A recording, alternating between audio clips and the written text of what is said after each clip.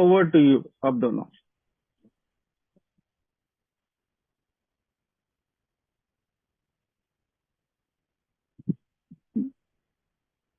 जी शेषाद जी और नितेश जी दोनों का मैं स्वागत करना चाहूंगा। पहला क्वेश्चन आज का तो नितेश जी लेना चाहेंगे या शेषाद जी? मुझे जो लिख कर दिया है उसमें नितेश जी का है पहला। हाँ ठीक है। जी बहुत बहुत स्वागत है नितेश। हाँ दोस्तों, मेरा नाम नितेश है। मैं एक शराबी हूँ। ईश्वर की कृपा है, आज के दिन शराब नहीं पी है। और पहला क्वेश्चन जो है, मैं इस बात को कैसे चेक कर सकता हूँ? मैंने पहले 5 कदम सही तरह से किए हैं, कहीं छूट तो नहीं गया कुछ? तो ये प्रश्न में मेरा व्यक्तिगत अनुभव मैं शेयर करना चाहूंगा दोस्तों, कि यदि मुझे ये महसूस होता है या मैं ये जानना चाहता हूँ कि मेरे 5 कदम ठीक से हुए या नहीं हुए, तो मेरा जो अनुभव रहा इसमें कि सारे कदम एक दूसरे कदमों से जुड़े हुए हैं। अगर मैं पहला कदम ठीक से नहीं लेता हूँ तो दूसरा तीसरा पर जा नहीं पाता हूँ, और दूसरा तीसरा अगर मैंने ठीक से नहीं हो पाया है तो मैं चौथे पांचवे पे नहीं जा पाऊंगा, क्योंकि जब तक मैं निचली सीढ़ी पे पैर नहीं रखूंगा ऊपर जाने में मुश्किल आएगी और गिरने का डर भी रहेगा। तो अगर मेरा पहला कदम सही हुआ है तो ही मैं दूसरे पे जाऊंगा। तो पहला कदम बोलता है कि मैं शक्तिहीन हूँ, मेरा जीवन अस्त व्यस्त है। अब ये जब तक मैं 100% मानूंगा नहीं, तब तक मैं जो है किसी शक्ति पे भरोसा करना और उसके भरोसे अपनी इच्छा और जीवन छोड़ना, ये मेरे लिए पॉसिबल ही नहीं हो। तो पहली चीज वही है कि मैं 100% मेरा पहला कदम हुआ है कि नहीं, और मैं उसको चेक कर पाता हूँ। मैं देखता हूँ यार, मैं अगर शक्तिहीन हूँ तो क्या मैं रिकवरी के लिए कुछ काम कर रहा हूँ? कभी बोलने से तो मैं बोल देता हूँ बहुत आसानी से कि मैं शक्तिहीन हूँ, लेकिन जब तक मैं अपनी रिकवरी के लिए कोई काम नहीं करता हूँ तो मेरा पहला कदम अधूरा ही रहता है मेरे लिए। तो मैं अपनी रिकवरी के लिए क्या कर रहा हूँ? मैं मीटिंग कर रहा हूँ, मैंने स्पॉन्सर लिया है, मैं लिटरेचर पढ़ता हूँ, मैं प्रार्थना।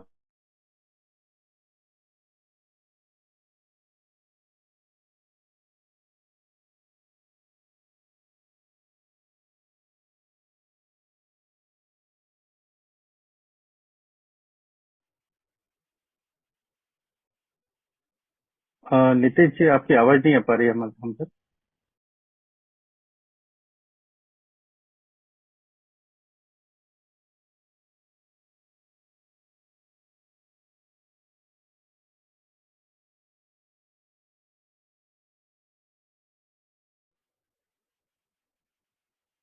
नितेश भाई आपकी आवाज नहीं आ रही है।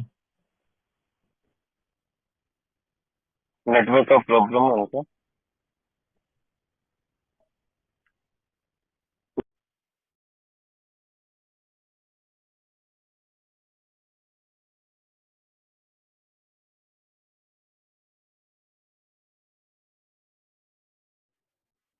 नितेश जी आप क्या सुन पा रहे हैं? आपका माइक म्यूट है।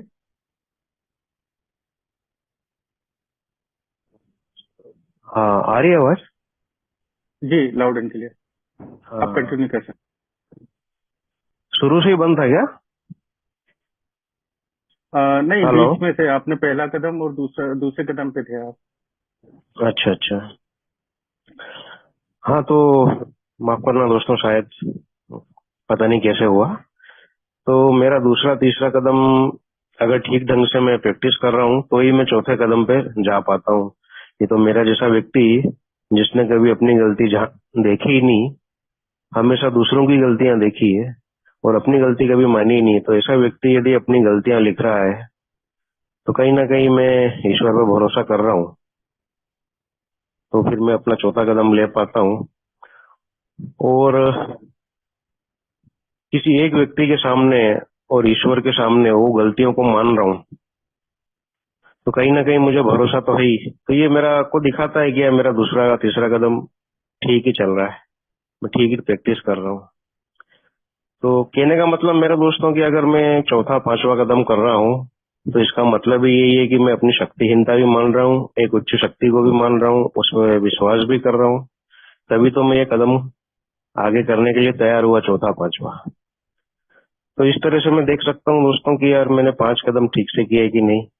अब बात आती है 5वें कदम की। अब 5वां कदम यदि मैंने ठीक से किया है, चौथा 5वां कदम, तो कहीं ना कहीं मैं महसूस करता हूँ कि यार मेरे में हल्कापन महसूस हो रहा है। मुझे ईमानदारी मेरे अंदर आना शुरू हो गई। ईश्वर में जो मेरा भरोसा था, मेरा जो जुड़ाव था, वो पहले से ज्यादा बेहतर होना शुरू हो जाता है। और मेरे डर कम होना शुरू हो जाते हैं, मेरी नाराजगी कम होना शुरू हो जाती है। तो ये सब चीजें अगर मेरे साथ होना शुरू हुई तो मैं ये मान सकता हूँ कि यार मेरे ये 5 कदम ठीक तरह से हो रहे हैं। तो यही मेरा पहले प्रश्न का अनुभव था दोस्तों। आगे का शेषराज जी से अगर कुछ ऐड करना चाहे तो मैं निवेदन करता हूँ, ऐड कर सकते हैं।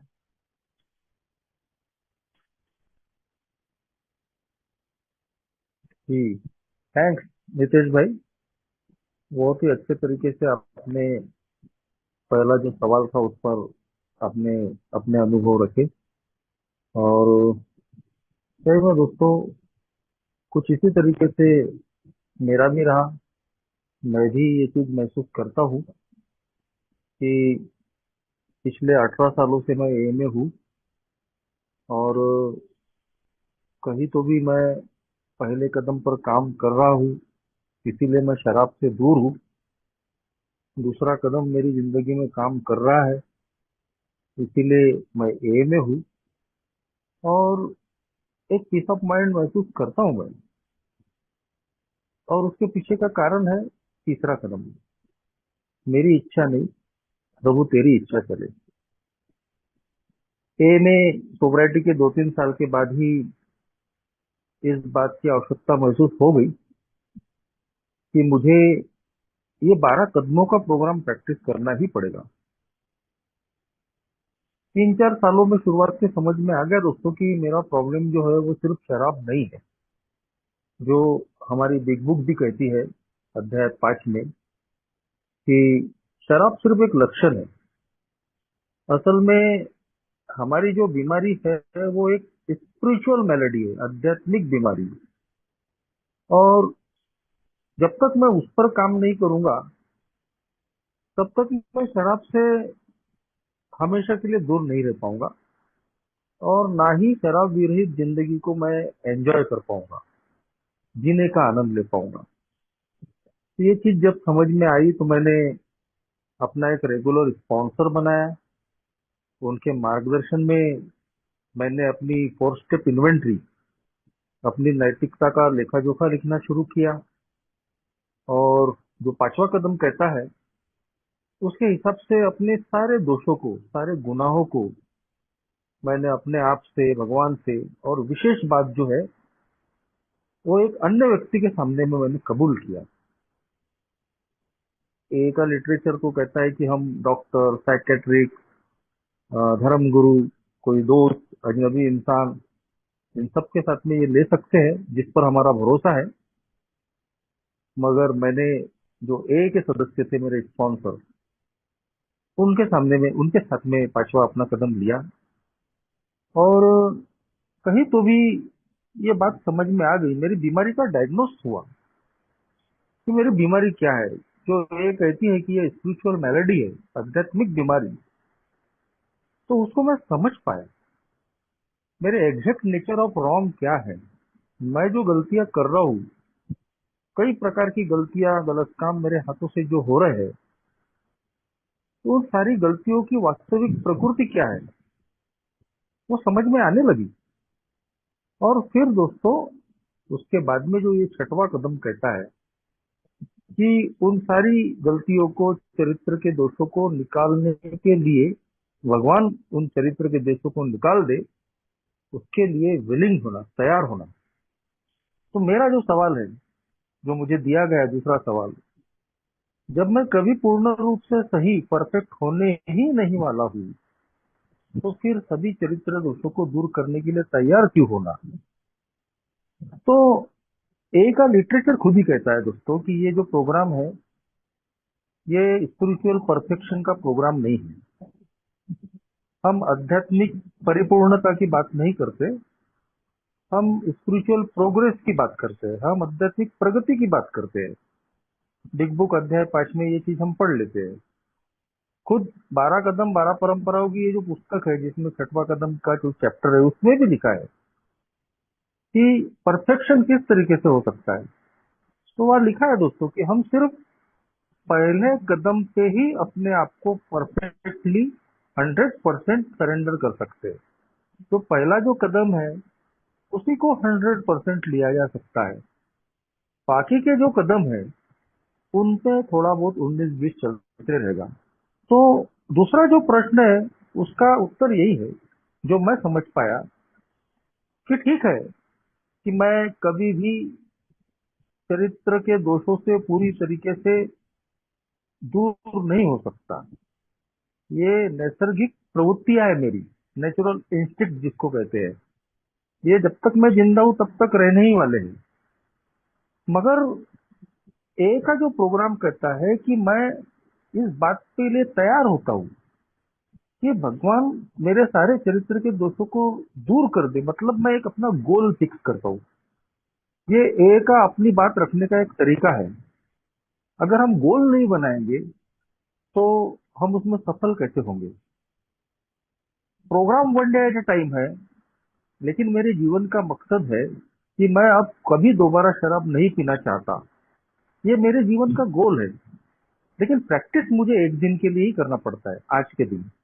तो ठीक वैसे ही बिल्कुल सही बात है कि मेरे जो नैसर्गिक प्रवृत्तियां है, अहंकार, गुस्सा, वासना, या और भी बहुत सारी जेलसी, बहुत सारी चीजें हैं, मैं उनसे कभी मुक्त नहीं हो पाऊंगा।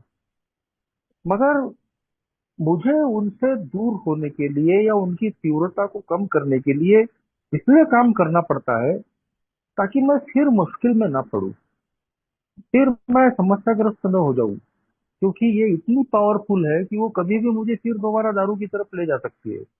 भगवान की कृपा से ए में इन 18 सालों में, जब से मैं ए में आया हूँ, मुझे दोबारा दारू की तरफ जाने की आवश्यकता नहीं पड़ी।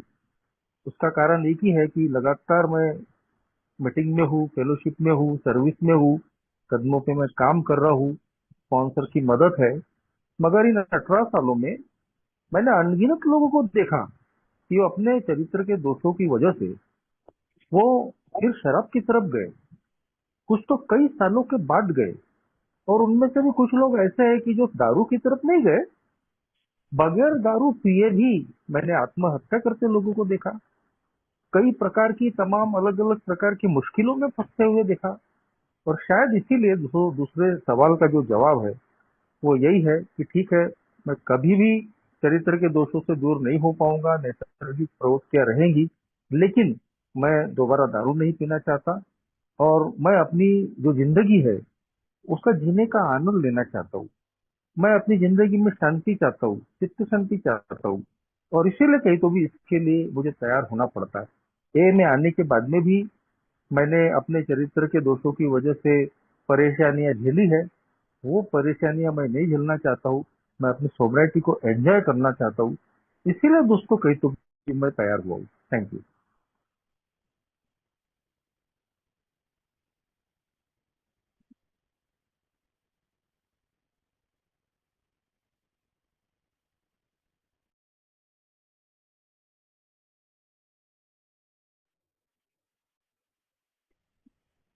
नितेश भाई, ओवर टू यू। नितेश भाई।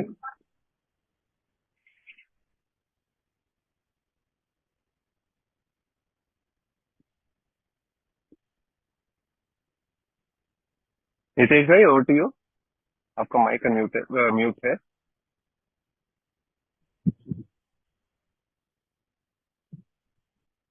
हेलो।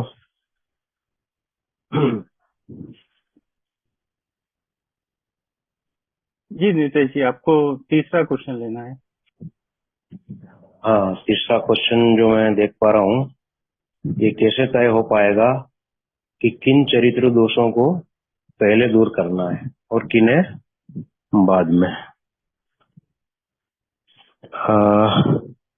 अब यदि मैं इस क्वेश्चन को बिग बुक के अनुसार लूं तो बिग बुक में सबसे पहला जो दोष मेरा बताया गया वो नाराजगी है। बताया उसमें नंबर 1 का अपराध, शराबियों को सबसे ज्यादा यही चीज मारती है।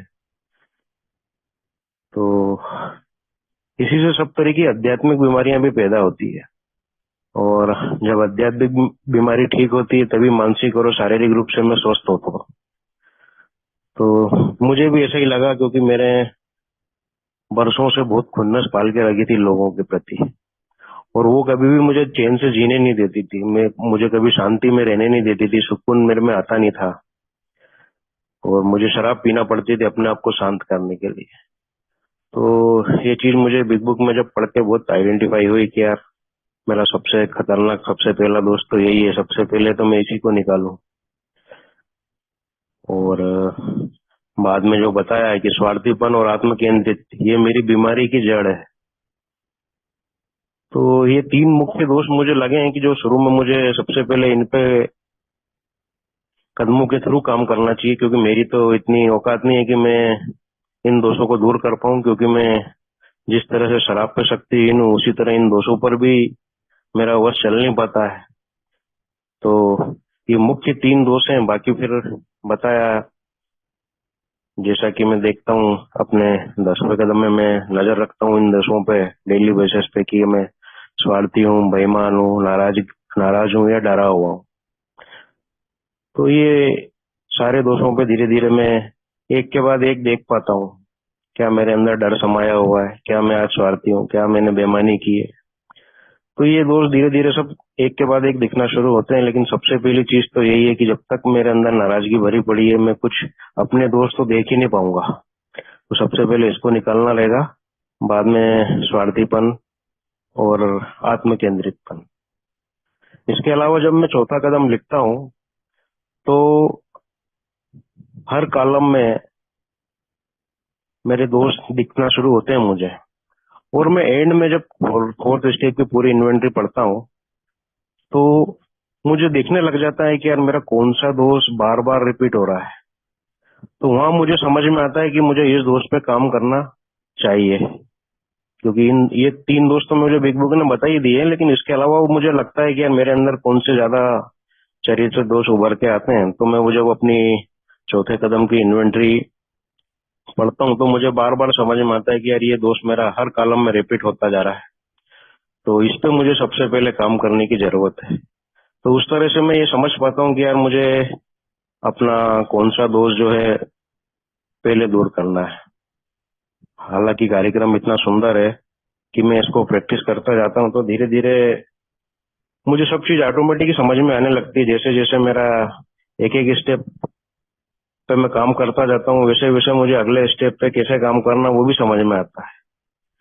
तो यही इस कार्यक्रम की खूबसूरती है, और इस प्रश्न का यही मेरा अनुभव था। आगे और शेषराज जी अगर ऐड करना चाहें तो निवेदन करूंगा।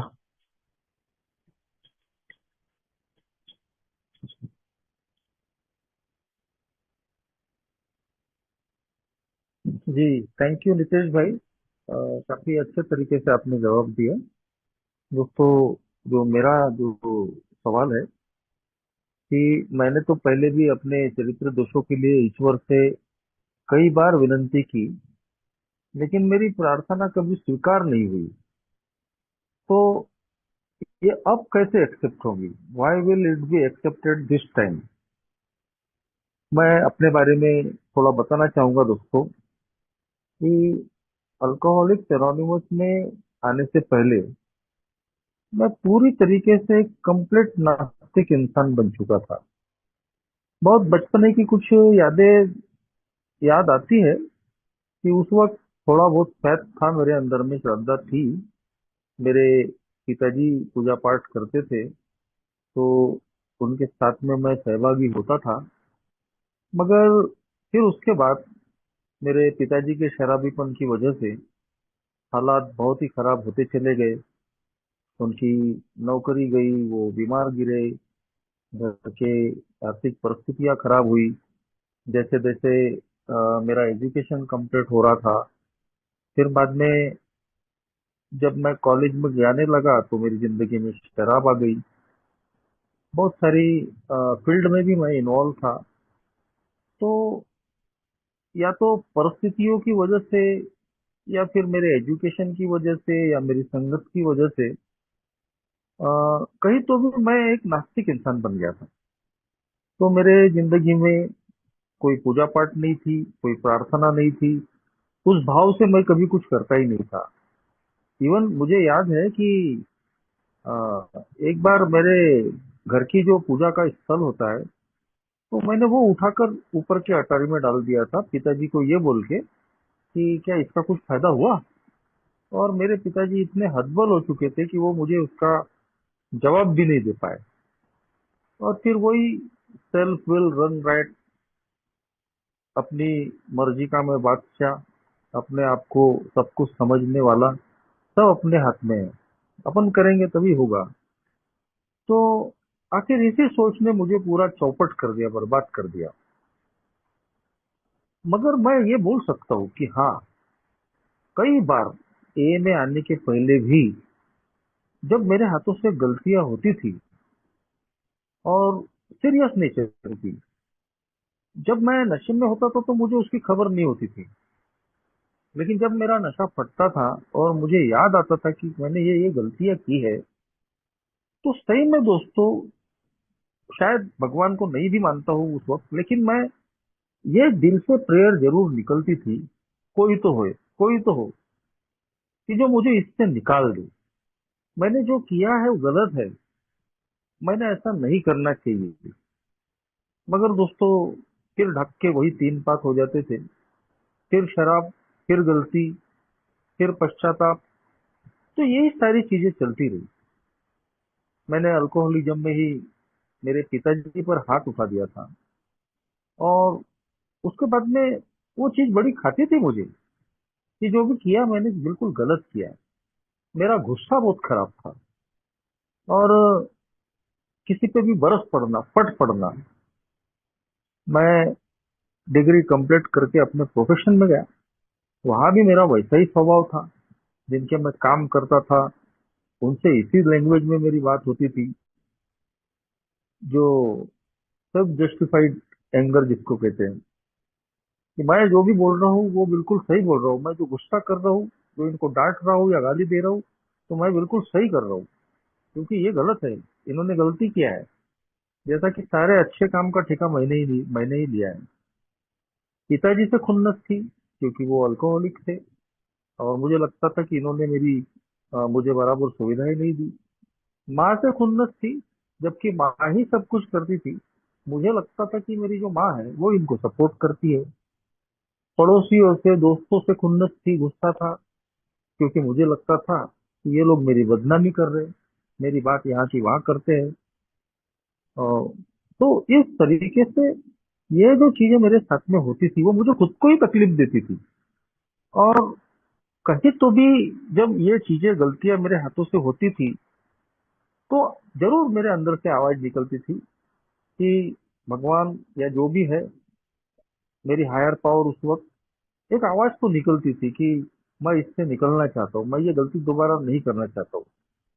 मगर नहीं हो पाता था दोस्तों। और शायद इसके पीछे के कारण मुझे लगता है कि मेरे अंदर में वो विलिंगनेस नहीं थी, जो कटे कदम की आत्मा है दोस्तों। विलिंगनेस, ये बहुत महत्वपूर्ण शब्द है। पहले क्यों नहीं होता था, और आज क्यों हो रहा है? मैं देख रहा हूँ इन 18 सालों में, जब मैंने छठवें कदम पे काम किया, प्रैक्टिस करना पड़ा। वो भी यूं भी नहीं हुआ, एकदम से नहीं हुआ। मुझे कहीं तो भी अपने आप को पहले तैयार करना पड़ा। और जब मैंने अपनी तैयारी दिखाई, तो भगवान ने भी मुझे मदद की। शुरू में तो मैं ऐसे ही ले रहा था कि नहीं, अपन तो ये कर डालेंगे, सब अपने हाथ में, अपन अपने जो दोष है वो अपन खुद ही निकाल लेंगे। मगर बहुत अनुभवों के बाद में ये बात समझ में आती है कि छठवें कदम में क्यों लिखा है कि मैं अपने चरित्र के दोषों को दूर कर दूंगा। ऐसा क्यों नहीं लिखा? ऐसा लिखा है कि भगवान चरित्र के दोषों को दूर कर दे। ये चीजें भी मुझे अनुभव से आई दोस्तों। जब मैंने अपनी मन की तैयारी की, मुझे समझ में आ गया कि नहीं, जो मेरी बीमारी का डायग्नोसिस चौथे पांचवें कदम में हो गया है, चरित्र के दोष मेरे सामने में आ गए हैं, इनके साथ मैं जिंदा नहीं रह सकता, सोबर नहीं रह सकता। अगर इनको हटाने के लिए मैंने काम नहीं किया, तो जैसा मैं बाकी लोगों को दारू की तरफ में जाते हुए देख रहा हूँ, तकलीफ समस्याओं में ग्रसित देख रहा हूँ, देर सवेर मेरे साथ में भी होने ही वाला है। और मैं फिर दोबारा उस दलदल में नहीं जाना चाहता था। मैं एक रॉक बॉटम अल्कोहलिक था, सब कुछ तबाह बर्बाद करके आया हुआ, बहुत भोगा था मैंने। मैं उसमें नहीं जाना चाहता था, और इसीलिए दोस्तों मुझे तैयारी करनी ही पड़ी, क्योंकि शुरुआत के जो 3-4 साल थे, उसमें भी मैंने बहुत गलतियां की। मेरा स्वभाव नहीं बदला, मैं दारू से दूर था, एक ही सेवा में था, अच्छा कैरिंग द मैसेज, अच्छा नाम, सब कुछ था, लेकिन मेरे में कोई परिवर्तन नहीं था। जो भड़कने वाला जो नेचर था, वो ए में आने के बाद में ही था। जो बॉसिंग और डोमिनेटिंग नेचर था, जैसे का वैसा ही था। और उसी वजह से जैसे मेरे पहले संबंध खराब होते थे अल्कोहलिज्म में, तो मैंने देखा कि वैसे ही संबंध मेरे ए में आने के बाद में भी खराब हो रहे हैं।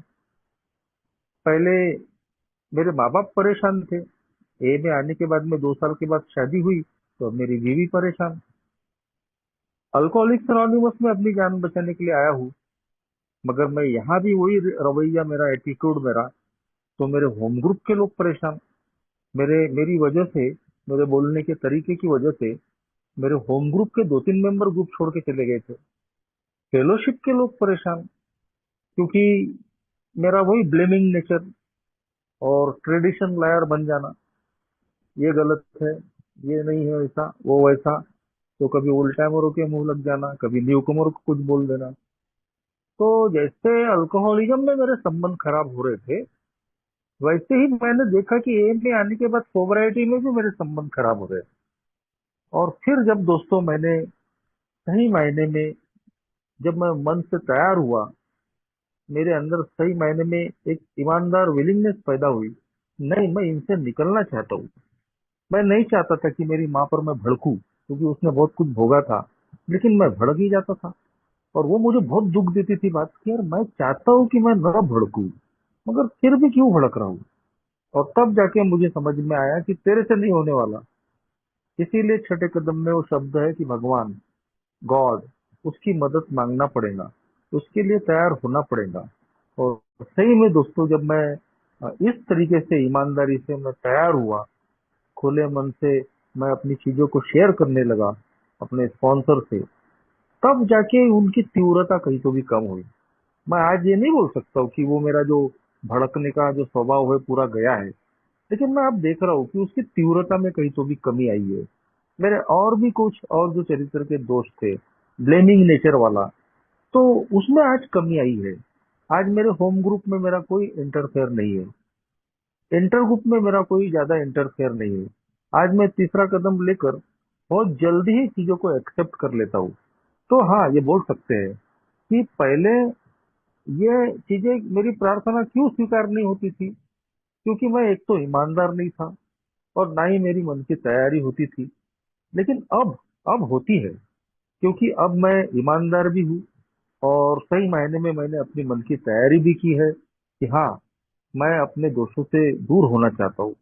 आज मैं अपने अहंकार को थोड़ा कहीं तो भी उसकी तीव्रता को कम करना चाहता हूँ। मेरे बाकी के दोस्तों को भी कहीं तो भी मैं संयमित रखना चाहता हूँ। और इसलिए दोस्तों कहीं तो भी आज मैं सफल हो पा रहा हूँ। Thank you.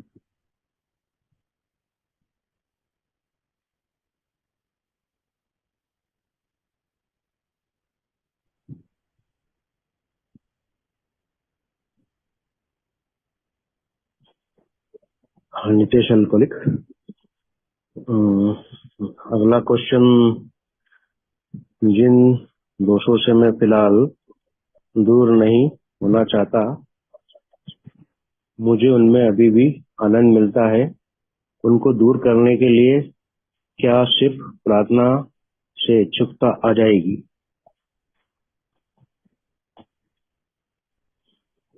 दोस्तों, इस क्वेश्चन का मेरा अनुभव शेयर करूंगा। मैं इसको अगर मेरी शराबीपन से जोड़ूं, तो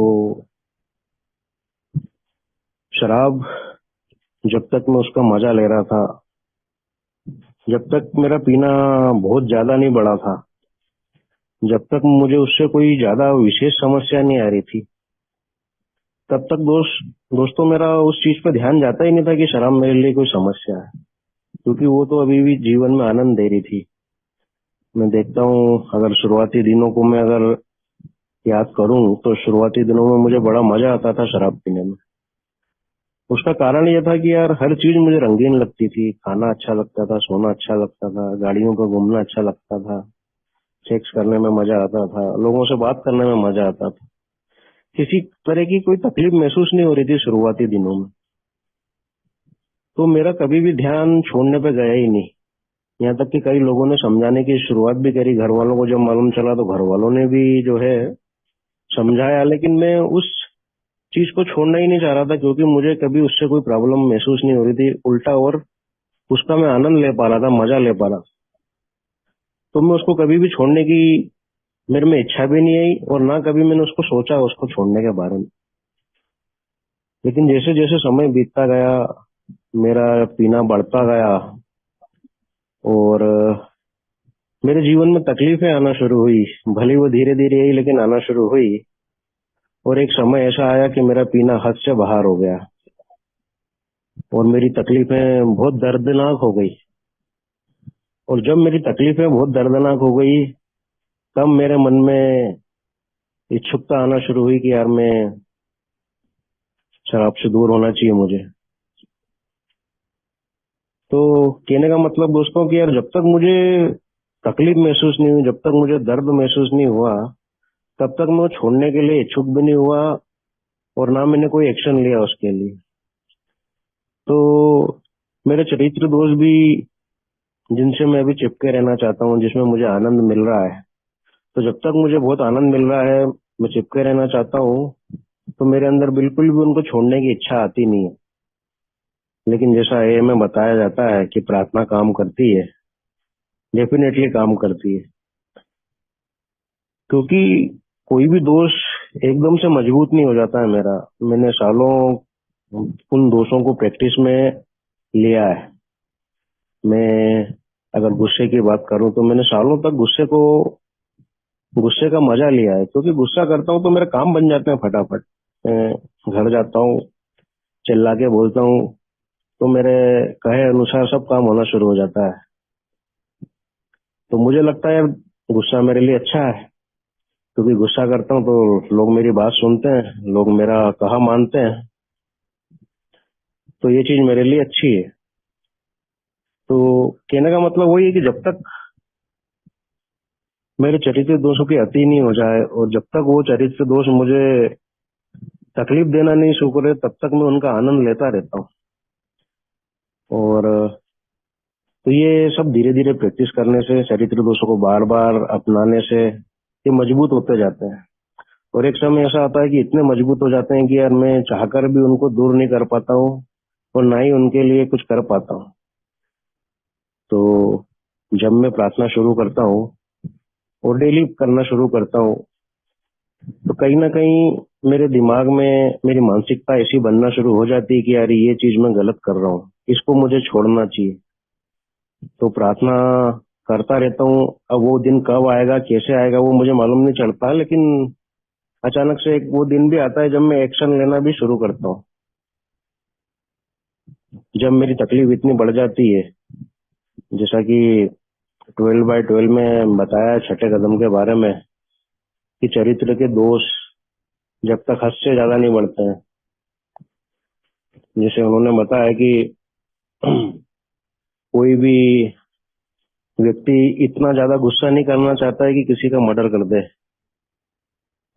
कोई भी व्यक्ति इतना कामी नहीं बनना चाहता है कि किसी का रेप कर दे। कोई भी व्यक्ति इतना लालची नहीं बनना चाहता है कि यार चोरी करने लग जाए। कोई भी व्यक्ति इतना खब्बू नहीं बनना चाहता है कि खा खा के मोटा हो जाए। तो शरीर चरित्र दोषों का इस्तेमाल तो सब करना चाहते हैं, लेकिन एक उसकी सीमा, जब तक वो मुझे मजा दे रही तब तक। लेकिन वो जब वो हद से बाहर होना शुरू हो जाते हैं, तब वो मेरे तकलीफ का कारण बनते हैं। उनको बोल सकता हूँ कि मैं चरित्र दोषों का रॉक बॉटम, जब तक वो चरित्र दोष का रॉक बॉटम में नहीं देख लेता हूँ, तो मेरे अंदर एक्शन लेने की जो शक्ति है वो नहीं आ पाती है। इच्छुकता तो मेरी बनती है, जरूर प्रार्थना से बनती है, लेकिन मैं सिर्फ इच्छुक ही रहता हूँ उसको दूर करने के लिए। लेकिन एक्शन करने के लिए तभी तैयार होता हूँ जब वो रॉक बॉटम देख लेता हूँ, वो चरित्र दोष का है वो मेरा बहुत ज्यादा बढ़ जाता है और उसकी वजह से बहुत प्रॉब्लम आना शुरू हो जाती है, तब मैं जो है एक्शन लेना शुरू करता हूँ। तो दोस्तों मेरा ये अनुभव था, मैंने देखा कि यार ये मेरे कई दोस्त हैं, यहाँ तक कि मेरी कई आदतें भी ऐसी है।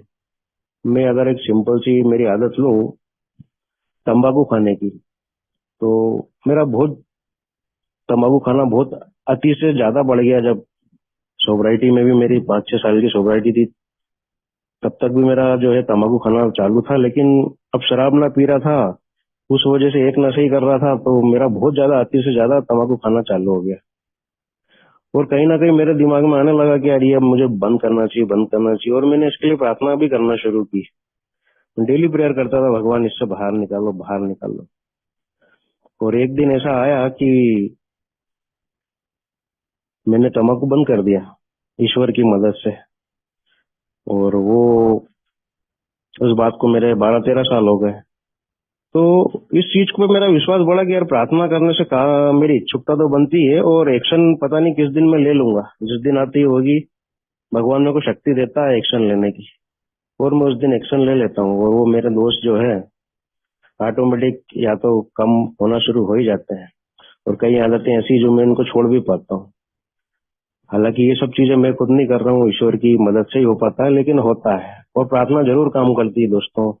प्रार्थना को बस नियमित करते रहना है, मेरे को ये नहीं देखना है कि यार इससे कुछ फायदा नहीं मिल रहा है, करते जाना है, करते जाना है। और ये मेरा अनुभव रहा है दोस्तों कि यार एक दिन तो वो काम अचानक से होता है, क्योंकि ईश्वर जो भी मेरे लिए करता है वो दिखता नहीं है, वो बस महसूस होता है किसी दिन अचानक ही। तो इस प्रश्न का उत्तर यही मेरा अनुभव था। आगे शेषराज जी अगर कुछ जोड़ना चाहें तो।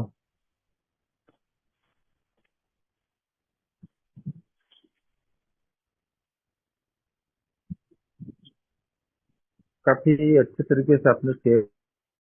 और अगला सवाल जो मेरे लिए है दोस्तों, छठा सवाल, ईश्वर से ये प्रार्थना किस तरह की जाए? क्या इसके लिए हमारी आत्म शांति की प्रार्थना भी की जा सकती है? How do I pray exactly here? Will prayer also help me here? तो दोस्तों, एक बहुत ही अच्छी प्रेयर, छोटी छोटी 2-3 प्रेयर भी है, जिसको छठे कदम की प्रेयर भी कहा जाता है। God, thank you for showing me the truth about my self. I need your help to become willing to let go of the things in me which continue to block me off from you. यानी हम भगवान के आभारी हो सकते हैं कि भगवान ने हमको सच्चाई का रास्ता दिखाया, और हम भगवान से मदद मांगते हैं कि वो हमारे अंदर में वो इच्छुकता पैदा करे, ताकि मुझे जो ब्लॉक करने वाली जो चीजें हैं, मेरी आध्यात्मिक प्रगति में रुकावट लाने वाली जो चीजें हैं, कहीं तो भी मैं उनसे बच सकूं। और एक दूसरी प्रेयर भी बहुत ही बढ़िया है दोस्तों, कि my creator, I am now willing that you should have all of me, good and bad. I pray that you now remove from me every single defect of character which stands in the way of my usefulness to you and my fellows। तो हम अपने ईश्वर से प्रार्थना करते हैं कि मैं अब पूरी तरीके से तैयार हूँ कि मेरे अंदर का जो भी अच्छा बुरा है, अ, वो कहीं तो भी उसका ख्याल भगवान रखे। और हम भगवान से प्रार्थना करते हैं कि मेरे अंदर का हर एक जो डिफेक्ट है, कैरेक्टर का, चरित्र का दोष है, वो कहीं तो भी जो मेरे फेलो मेंबर्स जो है, जिनसे भी मैं जुड़ा हूँ, उनसे मैं कैसे उपयोगी हो सकता हूँ, उसमें रुकावट बनने के किसी भी प्रकार के जो दोष है, उनको निकालने का काम हमारा ईश्वर करे। ठीक वैसे ही दोस्तों, एक तीसरी छोटी सी प्रेयर भी है। God, I still cling to some things that I have admitted और objectionable. Help me to be willing to let them go. तो ऐसी कुछ चीजें कि जो ऑब्जेक्शनेबल तो है, मुझे भी समझ में आ रहा है, मगर मेरे अंदर वो विलिंगनेस पैदा नहीं हो रही है, और मैं अभी भी उनको पकड़ कर रखा हूँ। तो यहाँ भी हम अपने भगवान से प्रार्थना करते हैं कि भगवान वो विलिंगनेस हमारे अंदर पैदा करे कि कुछ जो खराब चीजों को, चरित्र को, दोषों को मैंने जो पकड़ कर रखा हूँ, मैं उनसे कभी तो भी छुटकारा पा सकूं। तो यहाँ सवाल है कि ऐसी जो प्रार्थना है, यही की जा सकती है या सेरेनिटी प्रेयर का भी उपयोग किया जा सकता है? तो बिल्कुल दोस्तों, हम ये जो छोटी छोटी छठवें कदम की प्रार्थनाएं हैं, ये भी अपने डे टू डे लाइफ का हिस्सा हम बना सकते हैं। अगर मॉर्निंग में हम प्रेयर कर लेते हैं कि भगवान, जैसा हम पहले शराब के मामले में करते थे कि भगवान आज के दिन मुझे शराब के पहले घूंट से बचा, तो ठीक वैसे ही अब शराब का प्रॉब्लम आज नहीं है हमारा। तो पहले कदम में जो वर्ड शराब का जो जिक्र है, हम उसको हटाकर आज जो हमारी समस्या है, प्रॉब्लम अदर देन अल्कोहल, उसको हम ऐड कर सकते हैं कि भगवान, मैं शराब के मामले में जैसे हतबल था, वैसे ही आज मैं अपने गुस्से के मामले में हतबल हूँ, अपनी काम वासना के मामले में हतबल हूँ, मैं अपनी जो निंदा चुगली की जो गॉसिपिंग की आदत है, उसके मामले में मैं हतबल हूँ। मैं कहीं तो भी आज गुस्से के मामले में हतबल हूँ, अपने अहंकारी नेचर के मामले में मैं हतबल हूँ, और इसने मेरा जीवन अस्त व्यस्त कर दिया है। ये चरित्र के जो दोष है, ये भी हमारे जीवन को अनमेनेजेबल करते हैं दोस्तों। जैसे अल्कोहल ने किया है, तो वैसे ही इन जो चरित्र के दोषों की वजह से भी मेरी जिंदगी में अनमैनेजेबिलिटी आती है। तो हम पहले कदम को भी जैसे का वैसे रख सकते हैं, अल्कोहल निकाल दो और जो प्रॉब्लम है उसको रख दो, और एक सिंपल सी प्रेयर कर लो कि भगवान, जैसे तूने पहले मुझे शराब से दूर रखा था आज के दिन, वैसे ही आज मेरे गुस्से से मुझे बचा, मेरे सेक्स संबंधी गलत जो विचार है, मेरे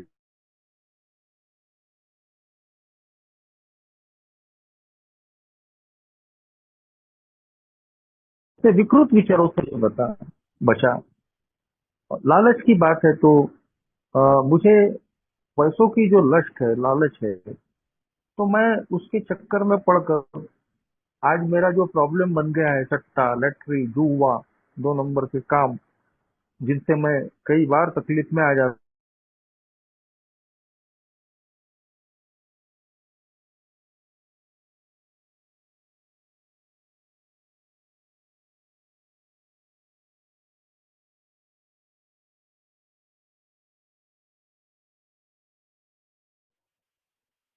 हाँ, शेषाद जी, आपकी आवाज। हूं दोस्तों। हेलो, आवाज नहीं आ रही जी क्या? अभी आ रही, अब आ रही है, हाँ, अब आना चाहिए। ओके जी। तो प्रेयर करने का ये एक फायदा है दोस्तों कि सुबह ही अगर हम प्रेयर कर लेते हैं कि भाई आज के दिन मुझे मेरे इस कैरेक्टर के डिफेक्ट से या स्वभाव की कमजोरी से बचाओ भगवान, तो वो दिन भर हमारे लिए काम करता है। एक रिमाइंडर रहता है कि नहीं यार, आज मुझे अपने गुस्से पे काम करना है, आज अपनी काम वासना पे काम करना है, आज अपनी ईर्ष्या पे काम करना है, आज मुझे निंदा चुगली नहीं करनी है, आज किसी प्रकार का गलत काम करना नहीं है। तो प्रेयर में ये इंक्लूड करने से बहुत फायदा होता है दोस्तों। और एक जो इस सवाल से जुड़ा हुआ जो है कि क्या हम अपनी सेरेनिटी प्रेयर को भी यूज कर सकते हैं? बिल्कुल कर सकते हैं। हमारी सेरेनिटी प्रेयर तो सारे प्रश्नों के उत्तर देती है दोस्तों। साफ कर दिया है सेरेनिटी प्रेयर ने कि कुछ चीजें हमारे वश में है और कुछ चीजें हमारे वश में नहीं है, और बस इनका जो भेद है, यही हमको समझ में नहीं आता है। तो उसी में हम अपने स्पॉन्सर की मदद लेते हैं। मीटिंग में हमको अन्य सदस्यों के अनुभव से वो सद्बुद्धि आ जाती है। हम भगवान से भी सद्बुद्धि मांगते हैं, तो हमको ये समझ में आ जाता है कि कौन सी चीजें हमारे वश में है और कौन सी चीजें हमारे वश में नहीं है, किन चीजों को मैं बदल सकता हूँ, किन चीजों को मैं बदल नहीं सकता। तो जब कैरेक्टर के डिफेक्ट्स पे या स्वभाव की कमजोरी पे काम करने की बात आती है, तो मैं ये दो चीजों का ख्याल रखता हूँ आज, कि मेरे हाथ में क्या है, किस किस चीज को मैं बदल सकता हूँ और किस चीज को मुझे भगवान पे छोड़ना है। तो जरूर मेरा इस प्रश्न के बारे में ये उत्तर रहेगा कि हाँ, जो सेरेनिटी प्रेयर है, हम जरूर उसका फायदा ले सकते हैं, उसका उपयोग ले सकते हैं अपने चरित्र के दोषों से बचने के लिए। और वैसे ही ये जो छोटी छोटी सिंपल प्रार्थनाएं हैं, कि जैसे अल्कोहल के मामले में हमने भगवान से मदद मांगी और हमको मिली, तो वैसे ही हमारे स्वभाव की कमजोरियों, चरित्र के दोषों के मामले में भी अगर हम ईश्वर से प्रार्थना करते हैं, तो ईश्वर जरूर हमारी मदद करता है। Thank you.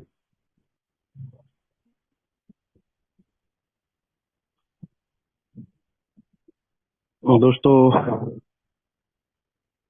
इस प्रश्न के बारे में मैं भी छोटा सा एक मेरा अनुभव ऐड करना चाहूंगा कि चरित्र दोषों के लिए प्रार्थना मैंने बहुत आसान तरीका, जो मुझे मेरे लिए आसान लगा, वो मैंने अपनाया। कि जैसा शेषराज भाई ने अभी बहुत खूबसूरती से समझाया, वैसा मैंने भी मेरे जीवन में इसको लागू करना शुरू किया। मैं दिन भर में जब भी मेरा कोई चरित्र दोष उभरता था, खास करके मैं बहुत घमंडी किस्म का इंसान, मेरे को बहुत जल्दी गुस्सा आना शुरू हो जाता था। मैं बहुत स्वार्थी भी हूँ, बात बात पे स्वार्थ मेरा टपकता है। तो सुबह तो मैं प्रार्थना करता ही था कि यार, जैसे मैं शराब से मुक्ति की मांग करता हूँ, वैसे इन दोषों की भी मांग करता हूँ। लेकिन दिन भर में जब भी ये दोष उभरता है, जैसे ही मेरे को घमंड आना शुरू होता है, तब मेरे को थोड़ा थोड़ा, क्योंकि मैंने सुबह प्रार्थना की है, तो मेरे को महसूस तो हो जाता है कि यार ये घमंड आना शुरू हो गया है मुझे। तब भी मैं प्रार्थना का सिंपल उपयोग करता हूँ कि हे भगवान, मुझे इस घमंड से बाहर निकालो। हे भगवान, मुझे इस गुस्से से बाहर निकालो। जब भी गुस्सा उभरता है, तब भी मैं 1 सेकंड की प्रेयर रहती है कि बस मुझे इससे बाहर निकालो, मेरी मदद करो। तो ये बार बार प्रैक्टिस करता हूँ दोस्तों में, क्योंकि मेरा दोष एक दिन में मजबूत नहीं हुए हैं, इनको मैंने सालों प्रैक्टिस किया है। तो इसलिए एक दिन में ये जाने वाले भी नहीं है। इसलिए मुझे बार बार ये 7वां कदम की प्रेयर है, बार बार अपने चरित्र दोषों से निकलने के लिए मैं प्रार्थना करता हूँ, तब जाके वो कम होना शुरू होते हैं दोस्तों। एक दिन में काम नहीं होगा, एक दिन मैंने प्रेयर कर लिया मेरे दोस्त निकल जाए, ऐसा होगा नहीं। तो ये मुझे बार बार 7वां कदम लागू करना पड़ेगा अपने दोषों पे। जब जब भी ये उभरते हैं, जब भी मेरे अंदर घमंड है, मुझे तुरंत रुक के प्रार्थना करना चाहिए ईश्वर से कि यार, मुझे इसमें से बाहर निकालो, क्योंकि मेरी शक्ति नहीं है कि मैं इसको काबू में लाऊं। तो दोस्तों, असर होता है। मैंने देखा मेरे गुस्से में कमी आई, घमंड भी में कमी आना शुरू हुई। और ये जब जब मैं प्रयास करता रहूंगा, कमी आती रहेगी। और जैसे ही मैं ये सब बंद करूंगा, तो मेरे चरित्र दोष फिर फुल पावर से मजबूत होना शुरू हो जाते हैं। तो ये सिंपल सी मैं प्रैक्टिस करता हूँ, तो इससे मुझे बड़ा लाभ मिलता है। तो वही मैं थोड़ा सा अपना अनुभव शेयर कर रहा था। अब अगला क्वेश्चन, माफ करना दोस्तों, मैं लिख नहीं पाया था, तो मैं एक बार पढ़ लूं मोबाइल पे। मेरे लिए ईश्वर या उच्च शक्ति की क्या इच्छा है, आदेश है, ये मुझे कैसे पता चलेगा? ये प्रश्न का उत्तर तो देना बहुत मुश्किल ही है, क्योंकि मैं समझता हूँ कि बड़े बड़े संत महात्मा भी अभी इस खोज में लगे हैं कि ईश्वर की उनके लिए क्या इच्छा है। तो मैं तो सिंपल सी इस चीज को समझता हूँ। मैं एक शराबी हूँ और ईश्वर मुझसे क्या चाहता है, तो मुझे ये चीज समझ में आती है कि ईश्वर मेरे से सबसे पहले तो एक ही चीज चाहता है कि मैं शराब से दूर हो जाऊं। हालांकि वो चीज मेरे हाथ में नहीं, तो मैं कदमों पे काम करना शुरू करूं। मैं उसको ईश्वर की इच्छा मानता हूँ दोस्तों अपने लिए, क्योंकि मेरा जीवन मैंने मेरी इच्छा पर चला चला के तो नर्क बना दिया था। तो अब जब मैं ईश्वर की इच्छा में आना शुरू करता हूँ, तो ईश्वर यही चाहता है कि यार मैं कदमों पे काम करूं, खुद ठीक रहूं, और दूसरों की मदद जो भी मुझसे होती है वो करूं। तो ये सिंपल सा मैं मानता हूं कि यार, ये मेरे लिए ईश्वर की इच्छा होगी। और ईश्वर की इच्छा पहचानना तो मेरे लिए बहुत मुश्किल है, लेकिन मैं अपनी इच्छा तो बहुत आसानी से पहचान पाता हूँ। तो मुझे ये देखना पड़ेगा कि यार मेरी इच्छा क्या है, तो कहीं ना कहीं इसके विपरीत ईश्वर की इच्छा होगी। मैं देखता हूँ एक इंसान मेरे जैसा स्वार्थी होता है, स्वार्थ का उपयोग करता है, बेईमानी का उपयोग करता है, लालची का उपयोग, लालच हो जाता है मेरे अंदर, लालच आता है मेरे अंदर, बेईमानी करने की इच्छा आती है, मेरे अंदर डर आता है। तो ये सब देख के मैं देखता हूँ कि यार मेरी इच्छा तो मैं पहचान पा रहा हूँ। अब यदि मैं बेईमानी नहीं कर रहा हूँ, मेरी इच्छा है बेईमानी करने की किसी के साथ, लेकिन मैं बेईमानी नहीं कर रहा हूँ, तो सिंपल है, ये ईश्वर की इच्छा है। जब भी मैं नहीं कर पा रहा हूँ, मेरे अंदर डर आ रहा है लेकिन मैं अब उसका उपयोग नहीं कर रहा हूँ, तो ये ईश्वर की इच्छा से चलना है।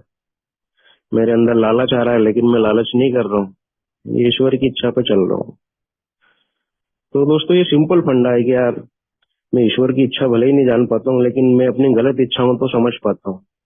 और जब मैं उन गलत इच्छाओं से दूर होने का प्रयत्न करता हूँ, तो कहीं ना कहीं मैं ईश्वर की इच्छा में चलना शुरू कर रहा हूँ। और यही मेरे लिए ईश्वर का आदेश है। देखा जाए तो सिंपल, ईश्वर मेरे से यही चाहता है कि यार मैं बहुत सरल और सादी जिंदगी जीऊं, सीधा रास्ता पकड़ूं, जो कि मैं पहले छल कपट और बहुत आड़े टेढ़े अपनी इच्छा का जीवन जीता आया। मैं, मेरे जीवन का उद्देश्य यही था दोस्तों। पीते समय मैं, जब मेरी आंख खुलती थी, और मेरा यही उद्देश्य होता था कि यार आज के दिन मेरी इच्छा कैसे पूरी हो, कहाँ से शराब आए, कहाँ से पैसा आए, यही मेरा बस जीवन जीने का एक तरीका था। मेरी इच्छा पूरी हो गई तो मैं खुश हो जाता था, मेरी इच्छा पूरी नहीं हुई तो मैं दुख में चला जाता था। तो कुल मिला के मुझे बस जीवन जीने का यही तरीका आता था कि अपनी इच्छाओं को पूरी करो, मेरी इच्छा ही मेरे लिए सबसे बेस्ट है। लेकिन इस कार्यक्रम में आके मेरी सोच को पूरी तरह से पलट के रख दिया। इस कार्यक्रम में बताते हैं कि यार मेरी इच्छा तो मेरी सबसे बड़ी दुश्मन है। मुझे शुरुआत में ही जब शेयरिंग सुना तो मेरे को मालूम चला यार कि यार मैंने ये मेरी इच्छा पर चल चल के पाया क्या है, खोया ही खोया है अभी तक। तो मुझे समझ में आया कि यार ये जिस इच्छा को मैं अपनी सबसे बड़ी दोस्त समझ रहा था, वही तो मेरी सबसे बड़ी दुश्मन थी। मैं जमाने को अपना दुश्मन समझता था, लेकिन ये में आगे मुझे समझ में आया कि यार सबसे बड़ा दुश्मन तो मैं खुद हूँ अपना। मेरी इच्छा मेरी सबसे बड़ी दुश्मन है, जो आज मुझे इस बर्बादी के तल पे लेके आई।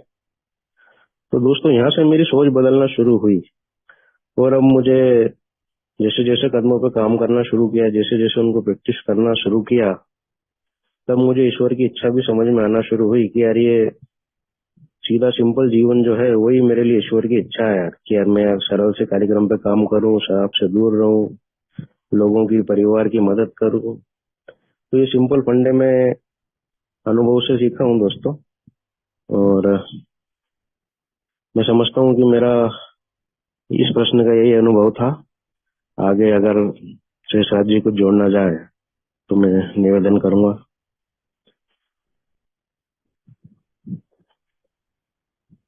जी, थैंक यू मितेश भाई।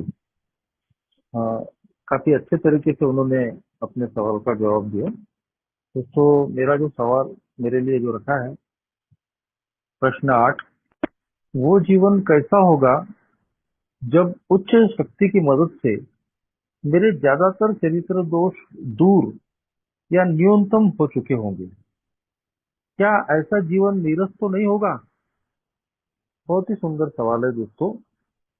और कहीं तो भी ये डर हमको सताता है कि अगर मैं जो भी चीजें करते आया हूँ, जिनको लोग गलत समझते, गलत चरित्र के दोष बताते हैं, अगर मैंने ये सब बंद कर दिया तो मेरा जीवन नीरस हो जाएगा। और ये बात भी बिल्कुल सही है कि अपने स्वभाव की कमजोरियों से एक आनंद आता है हमको। हम उसको आसुरी आनंद भी कह सकते हैं। वो मजा देता है। एक कई उदाहरण मैंने पढ़ा था या सुना था, वो बहुत अच्छा उदाहरण है। कई बार जो हमको छोटे मोटे फोड़े फुंसी हो जाते हैं, तो हम उनको बैठने नहीं देते, हम उनको खुजाते रहते हैं, सहलाते रहते हैं। और उसमें एक मीठा मीठा आनंद आता है हमको।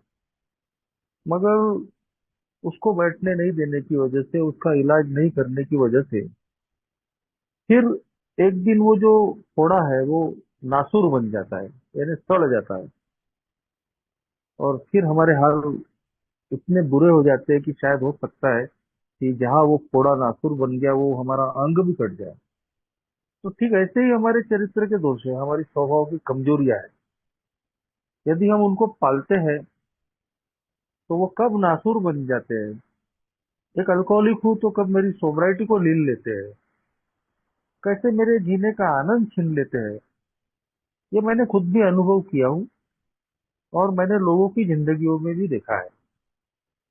सही समय पे अगर मैंने इन पर काम नहीं किया तो मेरी ही परेशानी बढ़ने वाली है। तो आज मैं ये बोल सकता हूँ कि मेरे ज्यादातर चरित्र के जो दोष है वो दूर तो नहीं हुए हैं और शायद कभी होने भी वाले नहीं है। मगर हाँ दोस्तों, ये बात पक्की है कि बहुत न्यूनतम हो चुके हैं। आज भी गलतियां होती है, छोटी मोटी गलतियां आज भी मेरे हाथों से होती है, इसमें कोई दो राय नहीं है। लेकिन अभी वो गलतियां इतनी बड़ी नहीं है कि मेरी सोबराइटी पे कहीं तो भी उसका असर आ जाए या मैं बहुत बड़ी तकलीफ में फंस जाऊं।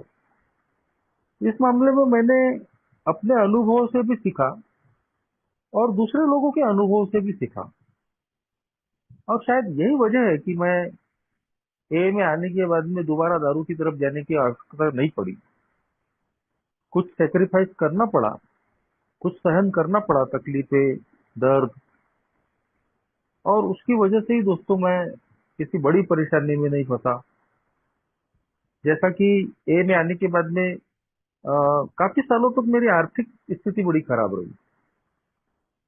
पहले ही मेरे काम धंधे का जो गुडविल है खराब था और वो सब कुछ ठीक करने के लिए एक लंबा टाइम लगा। ए में आने के बाद 2 साल के बाद में शादी हो गई, फिर 1.5-2 साल के बाद बच्ची हुई। तो आर्थिक हालात पहले ही खराब, फिर और खर्चे बढ़े और खराब। लेकिन इतना सब कुछ होने के बाद में भी ए में टिके रहने की वजह से, ए के प्रोग्राम पे थोड़ा बहुत ध्यान होने की वजह से मैं लालच की तरफ नहीं गया, मैं इजी मनी की तरफ नहीं गया।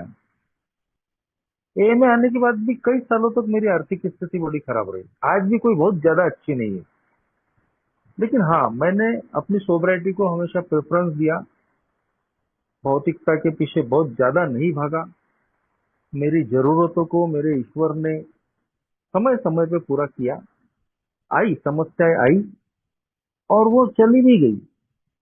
कोरोना का लॉकडाउन हम सब ने सहन किया है और मैं भी कहीं तो भी 2 साल आर्थिक स्थिति खराब, काम धंधे ठप, हेल्थ प्रॉब्लम, कोरोना की दूसरी लहर में मेरा पूरा परिवार कोरोना पॉजिटिव हो गया था और हम सभी, मेरे परिवार के पूरे सदस्य, एक क्वारंटाइन सेंटर में रहे।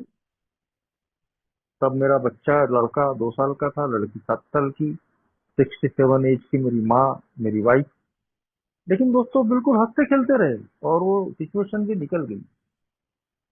लेकिन कहीं भी इन सारे सालों में मुझे कर्जा करने की आदत, लोन लेने की आदत, बेफिजूल में अपने ऊपर में तनाव बढ़ाने की आदत, इन चीजों से मैं हमेशा बचते रहा। कई साल तक मैंने अपनी बच्ची का बर्थडे भी सिंपल ही मनाया घर में। और उसका नतीजा कई ऐसे मौके रहे कि जहां मैंने अपनी इच्छाओं आकांक्षाओं को कहीं तो भी मारा, मगर मैं कर्जों में नहीं गया। पिछले साल मैंने 17 साल के बाद में मेरा मकान बनाया, तो जितना पैसा था सारा मकान में डाला।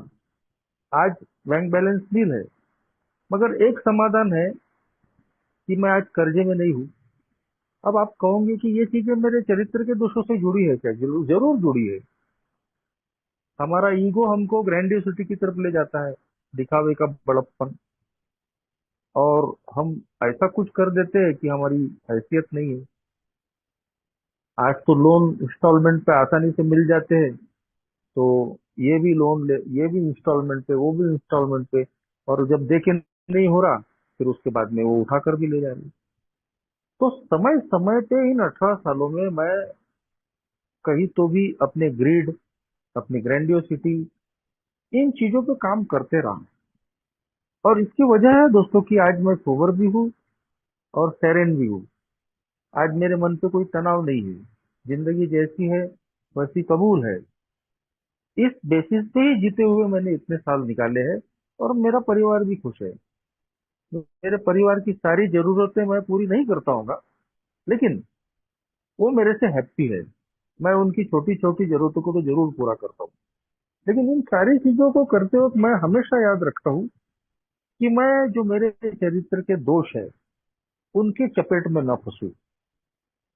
और कहीं तो भी दोस्तों इन सब चीज का पालन करने के बाद में मैं तो नहीं देख रहा हूँ कि मेरी जिंदगी नीरस है। बिल्कुल, मैं बहुत अच्छे तरीके से अपनी जिंदगी को एंजॉय कर रहा हूँ। तो ये जो इस सवाल में कहा है कि जो जीवन, वो जीवन कैसा होगा जब उच्च शक्ति की मदद से मेरे ज्यादातर चरित्र दोष दूर या न्यूनतम हो चुके होंगे। तो आज मैं ये बोल सकता हूँ कि कुछ जो डिफेक्ट्स मेरे अंदर में थे वो दूर नहीं हुए, उनकी तीव्रता में कमी आई है, लेकिन उसके बावजूद मेरा जीवन नीरस नहीं हुआ। मैं पहले से ज्यादा बेहतर अच्छे तरीके से अपनी जिंदगी को एंजॉय कर पा रहा हूँ। और अ, जब मैं मुझे लगता था कि जिन चीजों को करने में मुझे आनंद आ रहा है, तो असल मायने में वो आनंद था ही नहीं। मैं अपने आप को ही ऐसा मान के चलता था कि नहीं, मैं जो भी कर रहा हूँ, जिस तरीके का भी जीवन जी रहा हूँ, बिल्कुल सही है। जैसा मैं लोगों पे डोमिनेटिंग करता था, और मुझे लगता था कि देखो, सब मेरे कहने में है, सब मेरी सुन रहे हैं, चाहे घर हो, काम धंधा हो, या ए हो, सब तरफ मेरी हुकूमत चल रही है। मैं जैसा बोल रहा हूँ वैसा कर रहे हैं। ये मेरा डोमिनेटिंग स्वभाव था। ब्लेमिंग नेचर, लोगों के लोगों पे आरोप लगाना, लोगों की गलतियां निकालना, निंदेश निकालना। तो इसमें एक असुरी आनंद आता था। लोगों पे भड़कना, लोगों को दो बातें सुना देना, और वो मेरा सिर्फ ईगो सेटिस्फाइड होता था। एक्चुअली उसका आउटपुट कुछ नहीं था। मेरे संबंध खराब हो जाते थे। मेरे भाषा से, मेरे स्वभाव की वजह से लोग मेरे बारे में अलग तरीके से सोचते थे। सिर्फ मैं खुश था, मेरे से बाकी सब नाराज थे। लेकिन सही में दोस्तों, जब हम प्रोग्राम को प्रैक्टिस करते हैं, सही मायने में अपने चरित्र के दोषों पे काम करते हैं, तो हमको नीरस रहने की कोई आवश्यकता नहीं पड़ती। सेक्स के मामले में भी ये चीज हम शेयर कर सकते हैं कि अ, पहले सेक्स के बारे में हमारे विचार कैसे थे। सेक्स हमारे लिए एक टाइम पास था, बहुत लोगों के लिए होता है। मोबाइल, आज सबके हाथों में मोबाइल होता है, तो बहुत सारे लोगों का कहना होता है कि यार टाइम पास करने के लिए हम बहुत सारी चीजें जो नहीं होनी चाहिए, देखनी चाहिए, वो देखते हैं। लेकिन वो चीजें दोस्तों कहीं तो भी हमारे चरित्र के दोषों को हवा देने का ही काम करती है। और मैं ऐसे कई लोगों को जानता हूँ कि जो इसकी वजह से बहुत पीड़ित थे, मगर जब उन्होंने इस पर काम किया, अपने लक्ष्य पे, और जब इससे उनको मुक्ति मिली, आज मैं देखता हूँ उनकी जिंदगी में वैसा कोई नीरस अपना उनकी जिंदगी में नहीं लगता। अपने आप को उन्होंने और अन्य चीजों पे इन्वॉल्व किया। मैं खुद भी 7 साल के बाद में इस अपोजिट सेक्स के आकर्षण के प्रति फंस गया था, और मुझे लग रहा था कि मैं तो मजा ले रहा हूँ, एंजॉय कर रहा हूँ। उस वक्त एंड्रॉइड फोन भी नहीं थे, सादे मोबाइल थे मेरे पास, जो बटन वाला। और कैसे मैं एक तो ए में हूँ, सोबर हूँ, सर्विस में एक्टिव हूँ, उसके बावजूद भी एक अननोन पर्सन से मेरी बात हो जाती है, और फिर वो मैसेज टू मैसेज कन्वर्सेशन शुरू हो जाता है, और मुझे अच्छा लगता है, मजा आता है, और मुझे लगता है अपन टाइम पास ही तो कर रहे हैं, किसी को तो पता भी नहीं चल रहा है। सबसे अपन छुपा के, एक डुअल पर्सनैलिटी वाला बेवड़ा रहता है, छुपा लेता है सबसे, लेकिन अपने आप से नहीं छुपता ना, अपने आप को खाते रहती है।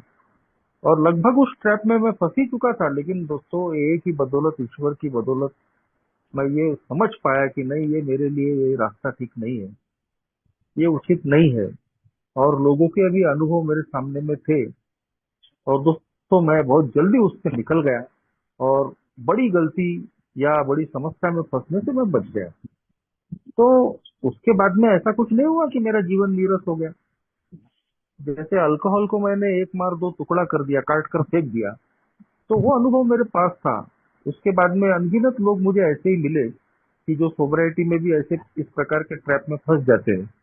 मैंने अपने अनुभव उनसे बांटा, और आज उनके भी अनुभव है कि वो इन चीजों से निकलने के बाद में उनका जीवन नीरस नहीं होता। वो अपने लाइफ पार्टनर के साथ या फिर कुंवारे है तो और चीज में इन्वॉल्व होके दूसरी चीजों से वैसा ही आनंद बिल्कुल जिंदगी में ले सकते हैं। तो मैं बोल सकता हूँ कि अपने चरित्र के दोषों से दूर होने के बाद या न्यूनतम होने के बाद कोई जीवन नीरस नहीं होता। हम अपने आप को दूसरी चीजों में इन्वॉल्व करके उससे बेहतर आनंद और मन शांति प्राप्त कर सकते हैं। Thank you.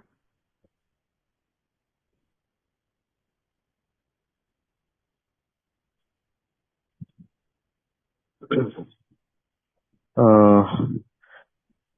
हम्म, शेषराज जी अनुमति हो तो मैं भी कुछ इसमें ऐड करना चाहूंगा मेरा अनुभव। जी जी, अनुपति की आवश्यकता ही नहीं, बिल्कुल कह सकते हैं। हाँ, हाँ, हाँ। अ, मेरे दिमाग में क्वेश्चन बार बार घूमता था, क्योंकि मुझे ऐसा लगता था कि यार ये इस कार्यक्रम में आने से जिंदगी नीरस हो जाएगी। शराब तो चलो मजबूरी है मेरी तो बंद कर दूंगा, लेकिन ये जो दूसरी चीजों का मैं मजा ले रहा हूँ अगर इसको भी छोड़ दूंगा तो ये जीवन तो बिल्कुल जीने लायक ही नहीं बचेगा। फिर मेरे जीवन में बचेगा क्या?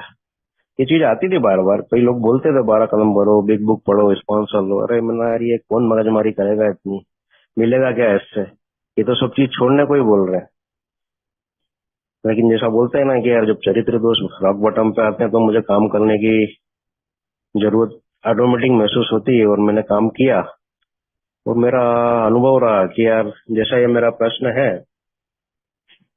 कि क्या मेरा जीवन नीरस हो जाएगा क्योंकि मेरे चरित्र दोष एकदम कम हो जाएंगे।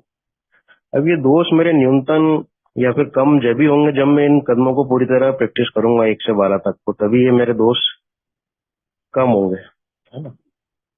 अब यहाँ पे 9वें कदम पे आते आते ही बोलते हैं यार कि अगर मैं इस विकास की अवस्था में मेहनती हूँ तो आधी जिंदगी यानी आधे रास्ते पे ही चल के मैं अचंभित हो जाऊंगा। जो मेरे 9 कदम है, जो जैसा उसमें बताया है कि यार मैं एक नई आजादी महसूस करूंगा, मैं आत्म शांति को पाऊंगा। मेरा कितना भी पतन हो गया हो लेकिन मैं अपने अनुभव दूसरों को शेयर करना चाहूंगा। मेरे अंदर से आत्मदया निकल जाएगी, मेरे अंदर से स्वार्थीपन निकल जाएगा, मित्रों के प्रति रुचि बढ़ जाएगी, लोगों का डर कम हो जाएगा, आर्थिक असुरक्षा कम हो जाएगी। और सबसे बड़ा जो वादा है कि यार मैं सहज ज्ञान से, यानी मैं अपने अंदर के ही ज्ञान से मैं जान पाऊंगा कि यार जो परिस्थिति बाधा पहुंचा रही है उसको सामना कैसे करूं। तो ये तो मेरे लिए सबसे बड़ी प्रॉब्लम थी यार, मैं जान ही नहीं पाता था कौन सी परिस्थिति कैसे बाहर निकलना है, कौन से टेंशन से कैसे बाहर निकलना है। हर चीज के लिए तो मुझे शराब की जरूरत लगती थी यार। तो आज यदि मैं शराब नहीं पी रहा हूँ और अपनी परिस्थिति को संभाल पा रहा हूँ तो इससे बड़ा जीवन में मुझे और क्या रस चाहिए। ये तो मेरे जीवन का सबसे बढ़िया पहलू हो गया। मुझे लगता था ये कदमों को करने से यार झंझट रहेगा, यार मुझे लोगों की सुनना पड़ेगी, स्पॉन्सर का गुलाम बनना पड़ेगा, बिग बुक रोज, यानी मुझे ऐसा लगता था कि गुलामी वाला जीवन हो जाएगा। लेकिन ये तो 12 कदम मुझे अपने पैरों पे खड़ा कर देता है। मुझे अब किसी की बात नहीं सुनना है, मुझे बिग बुक पढ़ना है, मुझे प्रोग्राम प्रैक्टिस करना है, बाकी सब चीजें ऑटोमेटिक में महसूस करना शुरू कर दूंगा यार कि मैं कैसे परिस्थितियों का सामना करूं। तो ये तो मेरे लिए वरदान से कम नहीं है यार। जो चीज मुझे मालूम नहीं थी अगर मुझे मालूम चल रही है अपने सहज ज्ञान से, तो इससे बड़ा और मुझे क्या चाहिए। और फिर जो बोलते हैं कि यार हमें अचानक एहसास होगा कि जो हम अपने लिए नहीं कर पा रहे थे वो ईश्वर हमारे लिए कर रहा है। यही चीज तो मुझे शराब पीते भी लगती थी यार कि यार जो मैं अपने दम पे नहीं कर पा रहा हूँ, अगर मैं शराब पी लेता हूँ तो मैं सब काम कर पाता हूँ। किसी को डांटना है, किसी को मारना है, किसी को कुछ भी करना है, मेरे में इतनी हिम्मत आ जाती थी पी के मैं सब कुछ कर लेता था।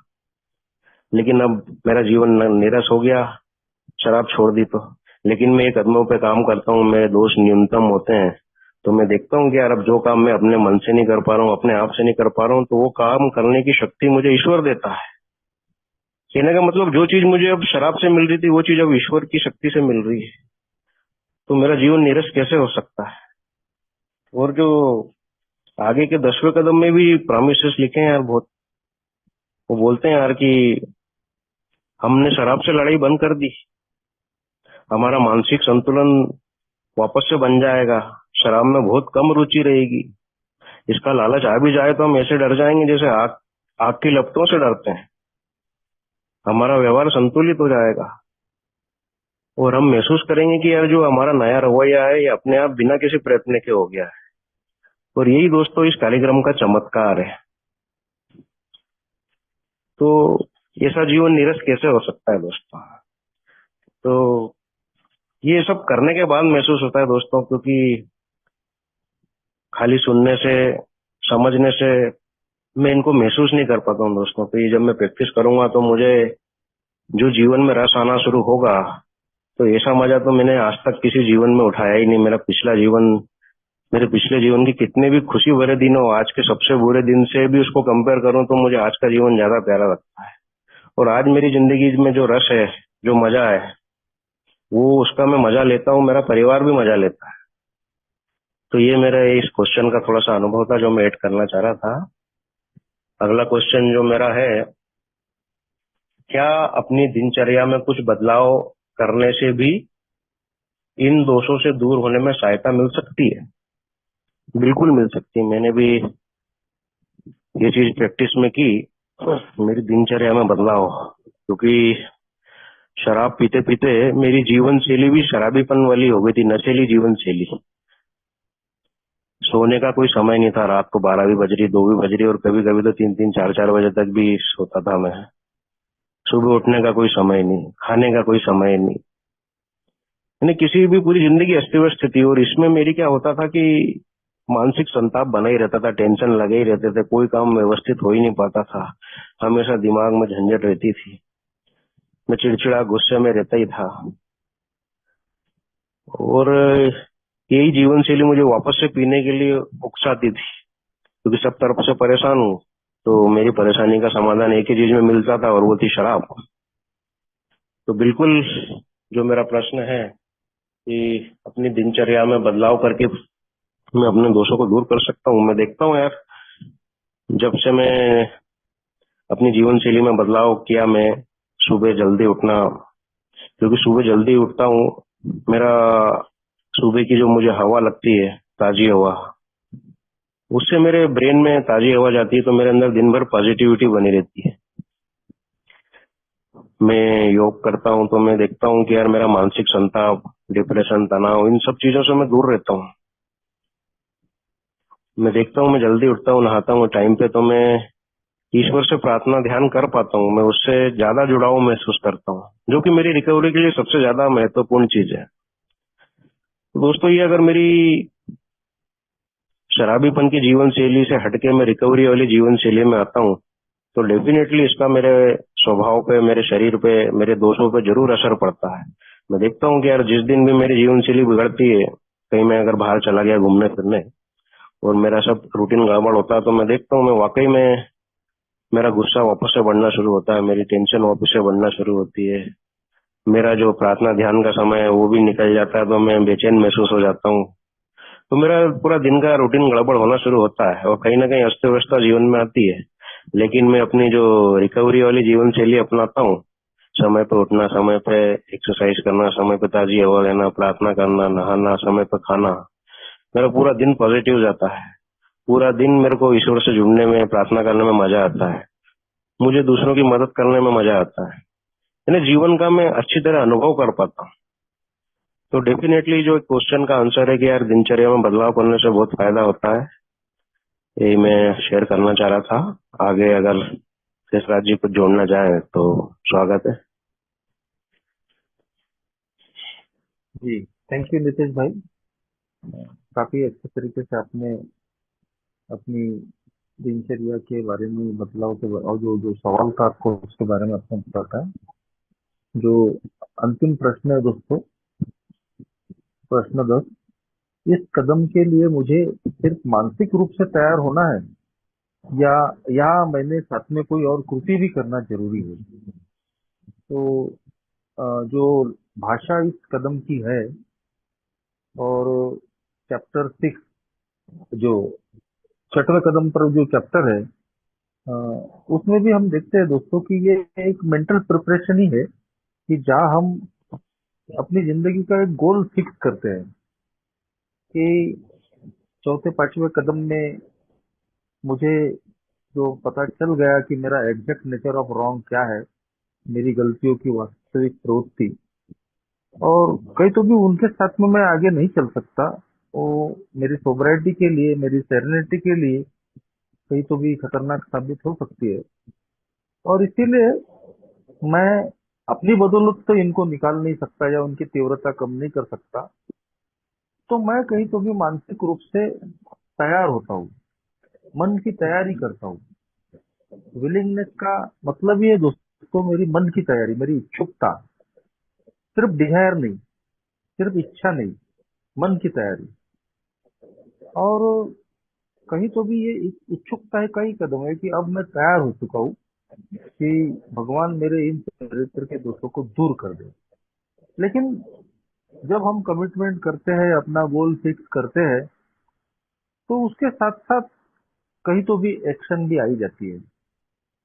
बगैर एक्शन के हम जो चाहते हैं वो हमारी जिंदगी में नहीं हो पाएगा। और ये बात सही है कि ईश्वर की मदद के बगैर हम चरित्र के दोषों को दूर नहीं कर सकते, मगर सिर्फ ईश्वर के भरोसे ये काम नहीं हो सकता। ईश्वर भी उसी की मदद करेगा कि जो खुद कुछ नहीं, कुछ ना कुछ करना चाहता है। नहीं तो एक मराठी में कहावत है, देगा हरी अन पलंगा वरी। तो ऐसा होने वाला नहीं है। भगवान ने दो हाथ दिए हैं, दो पाँव दिए हैं, बुद्धि दी है, शरीर दिया है, तो उसका कुछ उपयोग करने के लिए ही दिया है। और सही रास्ते से हो, सही तरीके से हो, उसके लिए भगवान मेरी मदद करने वाला है। तो बिल्कुल, जो 10वां जो प्रश्न मैं समझा हूँ, तो मेरी मन की तैयारी तो होनी ही होनी है, लेकिन उसके साथ में मुझे कृति भी करनी पड़ेगी।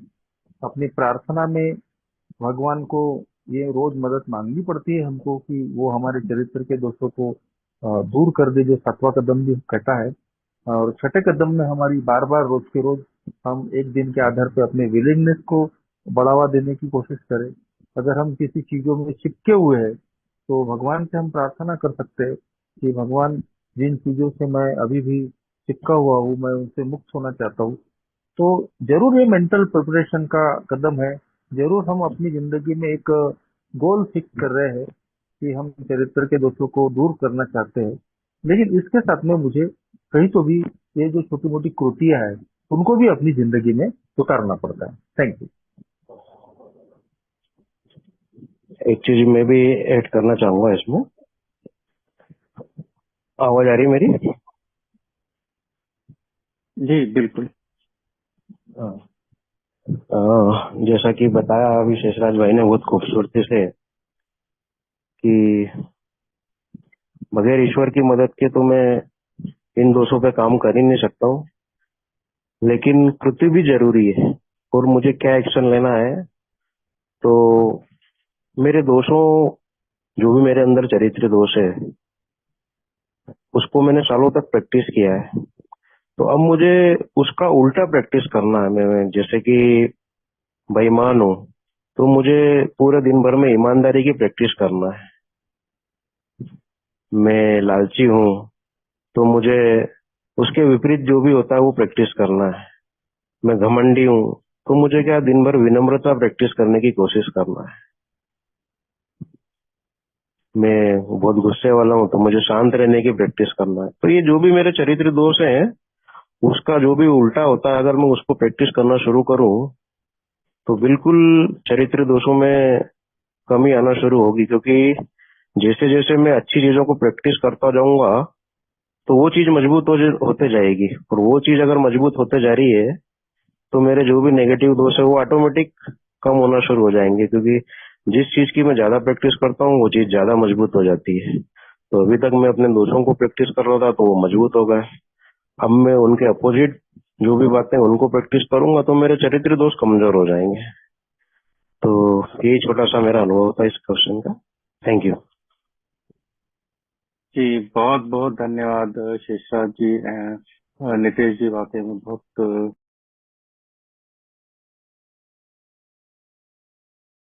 कृपया ध्यान दें। कृपया ध्यान दें। कृपया ध्यान दें। अगर किसी भाई या बहन को शराब के मामले में समस्या हो या शराब छोड़ना हो तो कृपया संपर्क करें GSO इंडिया मतलब ये वेबसाइट पर संपर्क करें www.aagsoindia.org और अपने आसपास AA मीटिंग ढूंढने के लिए यह वेबसाइट पर जाएं www.aa.org/findaa। धन्यवाद।